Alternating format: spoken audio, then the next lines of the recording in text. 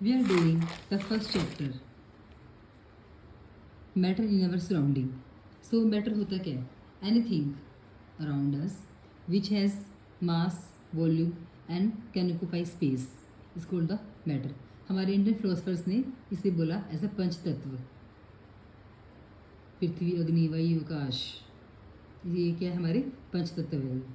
Basic इसी को matter कहा गया है। तो मैटर को हमने जो डिवाइड किया है, किस बेस पे डिवाइड किया है? फिजिकल प्रॉपर्टी के बेस पर एंड केमिकल प्रॉपर्टी के बेस पर। नेक्स्ट चैप्टर में हम केमिकल प्रॉपर्टी के बारे में पढ़ेंगे। ये चैप्टर हमारा है फिजिकल प्रॉपर्टीज, मतलब जो दिख रही है हमें बाहर से। फिजिकल मतलब उसका रंग, रूप, आकार क्या कुछ है, उसे फिजिकल बोलते हैं। तो फर्स्ट हमारी बात आती है कि जो मैटर है उसका नेचर है क्या? वो कंटिन्यूअस है, like a block of would, या फिर पार्टिकुलेट है, जैसे कि सैंड होता है जो कि पार्टिकल से, स्मॉल पार्टिकल से मिलकर बनती है। तो नेचर है क्या पार्टिकल का?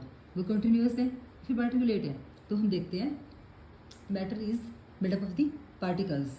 कैसे बताएंगे हमें? वास्तव में बात में हमें पता चला कि जो मैटर होता है पार्टिकल से मिलकर बना हुआ है। तो उसकी एक्टिविटी करते हैं हमने एक बीकर लिया, ठीक है, हमने एक बीकर लिया है, उसमें हमने हाफ यहाँ तक का पानी ले लिया है, 100 ml पानी लिया, उसका लेवल हमने मार्क कर दिया है। हमने उसमें 1 पिंच या 1 स्पून नमक डाल दिया है। तो हमने देखा कि जो उसका लेवल तो बढ़ा ही नहीं है पानी का, तो नमक कहाँ चला गया? कहाँ गया नमक?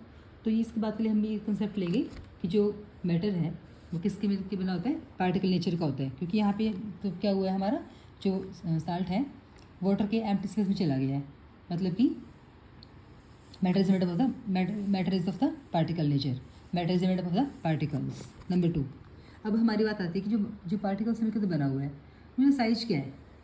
तो एक्चुअल में जो पार्टिकल का साइज़ होता है बहुत बहुत स्मॉल होता है। हमने 2 क्रिस्टल ले लिए KMnO4 के, पानी में डिजोल्व किया 100 ml में, ठीक है। अब हमने 4 बार हमने 90 ml वाटर ले लिया है। हम पहले वाली जो सोल्यूशन हमारा है, जैसे हमने कि क्रिस्टल डाल लिया KMnO4 के, 10 ml लेंगे पानी का, 90 ml में डाल दिया, 20 ml बन जाएगा। इसमें ना कलर काफ़ी डार्क पिंक होगा। इसका 10 ml लिया, अब 90 ml अलग पानी में डाल दिया है, इसका रंग थोड़ा डायल्यूट होगा, उससे थोड़ा रंग हल्का होगा। अब इसका 10 ml लिया है, इसमें डाल दिया 90 ml में, इसमें बन जाएगा। इसका रंग इस तरह से और लाइट होगा। अब इसका 10 ml लेके हमने इसमें डाल दिया, इसका रंग और लाइट हो जाएगा।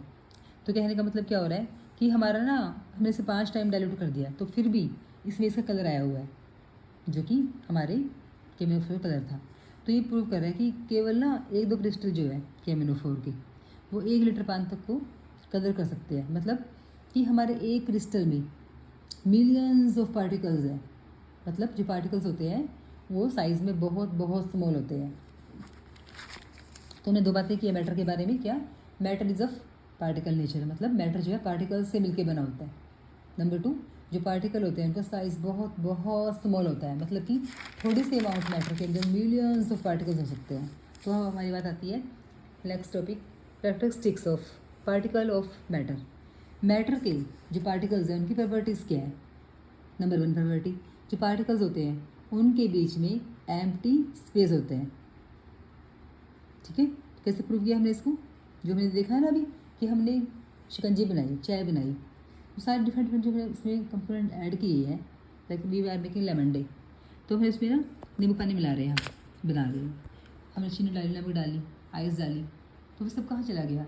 एक्चुअल में जो वाटर था उसकी पार्टिकल्स के बीच में एम्प्टी स्पेस है, वो सब उसमें चला गया है। So the particles of the sugar, salt get into the empty space of water particles. So ये प्रूव होता है कि पार्टिकल्स के बीच में एम्प्टी स्पेस होता है। Number 2, particles of matter are continuously moving. जो पार्टिकल्स हैं जिससे कि मैटर बना होता है वो लगातार मोशन में होते हैं। कैसे बताओगे? आपने एक बीकर में पानी ले लिया, जैसे कि, ठीक है, ये हमने बीकर ले लिया, 2 बीकर ले लिया हमने। एक में हमने क्या किया, उसकी साइड से 1 ड्रॉप इंक डाल दिया ब्लू, यहाँ से हमने 1 ड्रॉप हनी डाल दिया, तो क्या होगा? इसको बिल्कुल टच नहीं करना हमें, ठीक है। तो क्या होगा? ड्रॉप डाल रहे, ब्लू रंग की ड्रॉप डाल दे, क्या आएगा? उसका रंग ना एकदम से ब्लू होना, जहाँ पे गिरा है वहाँ ब्लू जाएगा, और 1 घंटे में अप्रोक्सीमेटली पूरा का पूरा वो हमारा ब्लू हो गया पूरा पानी। और हनी मान लो कि पूरे 1 दिन में, क्योंकि काफ़ी ये गाढ़ा होता है, तो पूरे 1 दिन में हमारा इसमें घुल जाएगा, ठीक है। तो ये हो क्या रहा है यहाँ पे? ऐसा क्यों हुआ? ये दिखा रहा है जो डिफरेंट पार्टिकल्स हैं, पार्टिकल्स ऑफ डिफरेंट मैटर जो हैं वो आपस में इंटरमिक्स हो रहे हैं। हमने कुछ नहीं किया, अपने आप हो रहे हैं। सो ऐसा, इसे क्या बोलते हैं? डिफ्यूज़न बोलते हैं। Means intermixing of particles of one matter into the particles of other matter by own is called the diffusion. और ये हो क्यों रहा है? Because the particles of one matter have empty space in between them and that empty space is required by the particle of the other matter. ठीक है, जो हमारे यहाँ पे ब्लू इंक के जो पार्टिकल्स हैं वो अनट्रैप हो गए हैं empty space of the water molecules. तो मतलब कि हमारा प्रूव हो गया है कि सही पार्टिकल्स जो होते हैं मैटर के वो कंटिन्यूसली मोशन में होते हैं। ठीक है, और जो मोशन होती है उस पर किसका इफेक्ट पड़ता है? टेम्परेचर का। क्यों?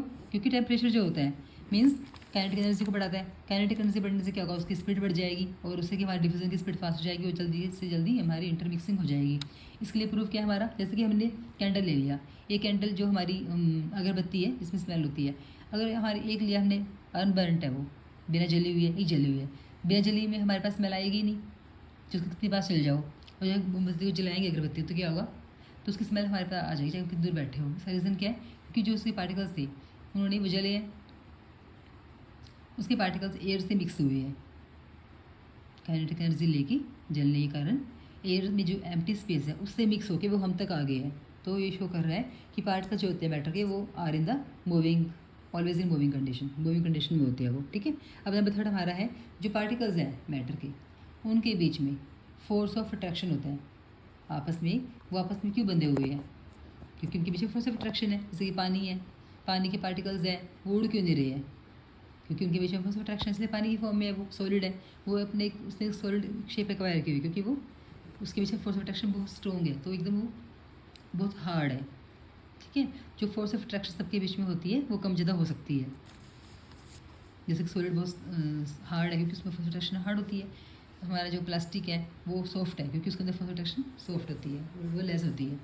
सो अगर हमें तोड़ना हो तो इसी हम प्रिंसिपल को यूज़ करते हैं, जिसमें अगर हार्ड मैटर है तो हार्ड फोर्स लगाना पड़ेगा क्योंकि हमने जो फोर्स ऑफ अट्रैक्शन उनके बीच में तोड़ना पड़ेगा। जैसे कि कोई डाइवर है वो पानी की सरफेस को काट पा रहा है, क्यों? क्योंकि जो फोर्स ऑफ अट्रैक्शन पानी के मॉलिक्यूल के बीच में है उससे अधिक फोर्स लगाएंगे हम तो वो हमारा पानी कट जाएगा, तभी हम उसे स्विमिंग कर पाते हैं। अगर हम एयर में हम हाथ मारते हैं तो हम एकदम से उसे काट पा रहे हैं, है ना, क्योंकि हमारा उसके पीछे फोर्स अट्रैक्शन बहुत कम होती है।